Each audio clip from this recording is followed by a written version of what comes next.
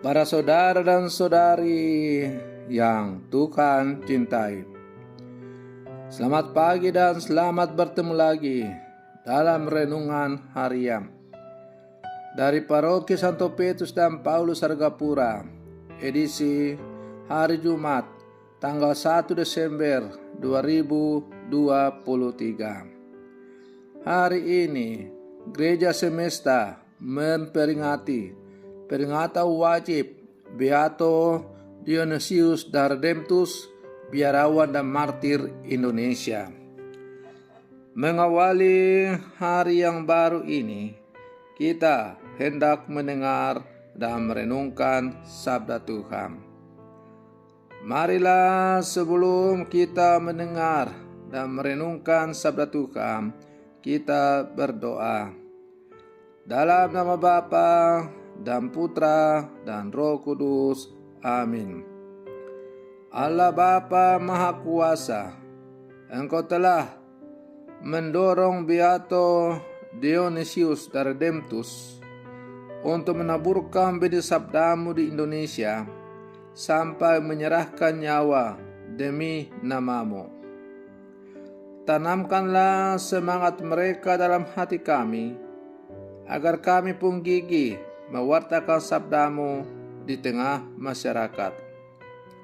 Bersabdalah ya Tuhan, kami siap mendengarkan.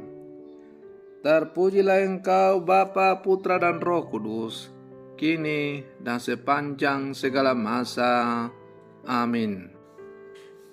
Para saudara dan saudari yang Tuhan cintai, sabda Tuhan yang hendak kita dengar dan kita renungkan untuk mengawali hari yang baru ini diambil dari Injil Lukas pasal 21 ayat 29 sampai 33. Tuhan bersamamu.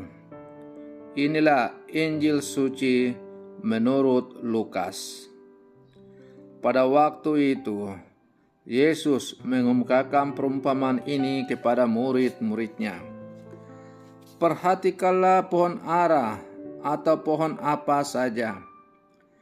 Apabila kalian melihat pohon-pohon itu sudah bertunas, kalian tahu dengan sendirinya bahwa musim panas sudah dekat.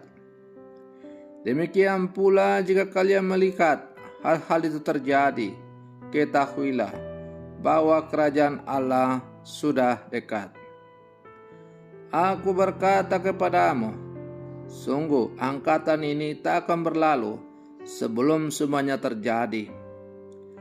Langit dan bumi akan berlalu, tetapi sabdaku tak akan berlalu. Demikianlah sabda Tuhan.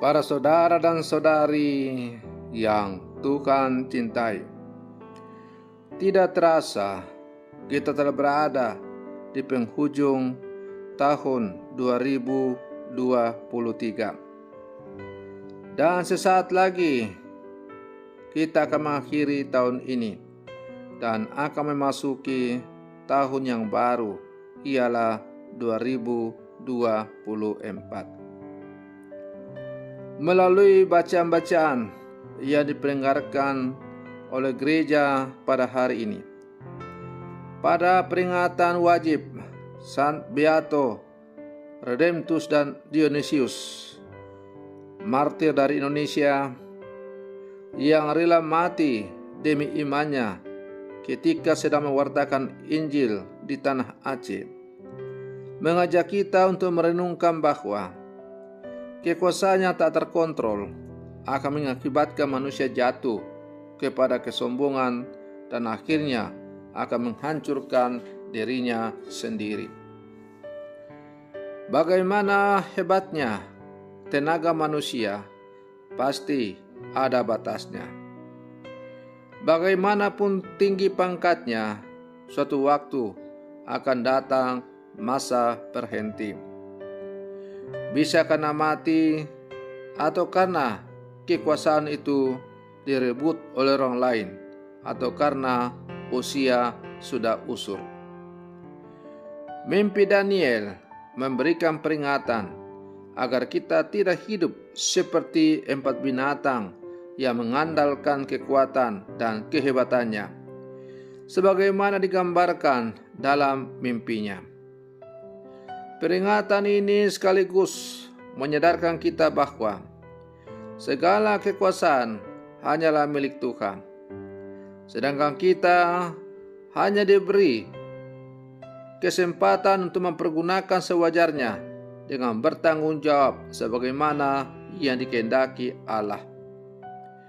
Dengan memiliki rasa takut kepada Allah, maka orang-orang yang diberi kesempatan untuk berkuasa akan menjalankannya dengan baik dan selalu bersandar kepadanya. Para saudara dan saudari yang Tuhan cintai, bacaan Injil yang kita dengarkan pada hari ini semakin meneguhkan apa yang saya katakan dalam awal renungan ini. Bacaan Injil hari ini memberikan inspirasi kepada kita tentang sebuah peringatan yang disampaikan Yesus sendiri melalui perumpamaan pohon ara.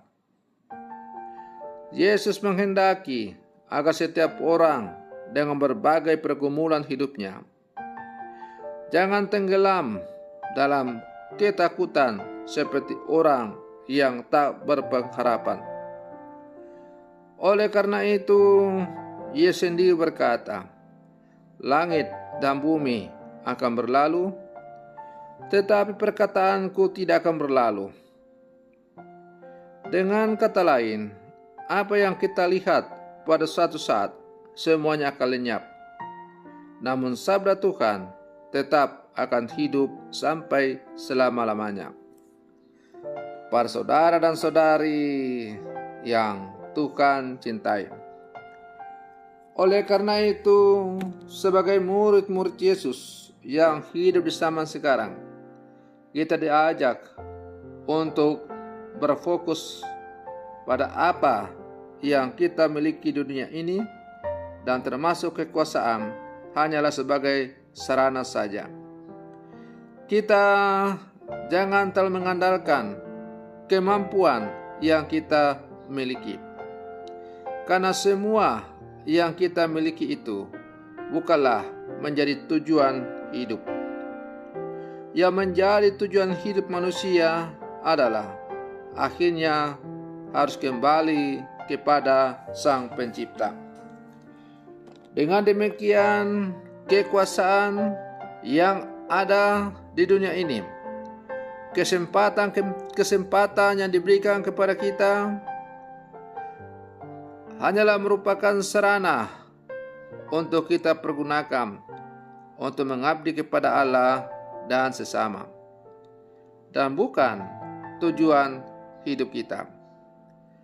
Karena itu, janganlah kita terlalu fokus memusatkan segala-galanya pada usaha untuk mengejar ambisi-ambisi, kekuasaan, kedudukan, pangkat, jabatan, dan lain-lain. Karena itu semua akan hilang musnah, tidak ada yang kekal. Pada akhirnya yang kekal adalah bagaimana kita menghidupi sabda Tuhan itu dalam kehidupan kita sebagai orang-orang percaya. Para saudara dan saudari yang Tuhan cintai, semoga permenungan saya ini untuk mengawali hari yang baru di bulan Desember ini semakin menghantar kita untuk menjadi semakin waspada, berjaga-jaga dalam kehidupan kita. Kita diajak untuk peka dan pandai membaca tanda-tanda zaman yang ada di dalam kehidupan kita, agar kita tidak jatuh dalam kesombongan dunia, tapi kita semakin jatuh dalam kemegahan Allah. Hanya Allah yang akan mampu menyelamatkan kita. Selamat pagi, Tuhan Yesus memberkati.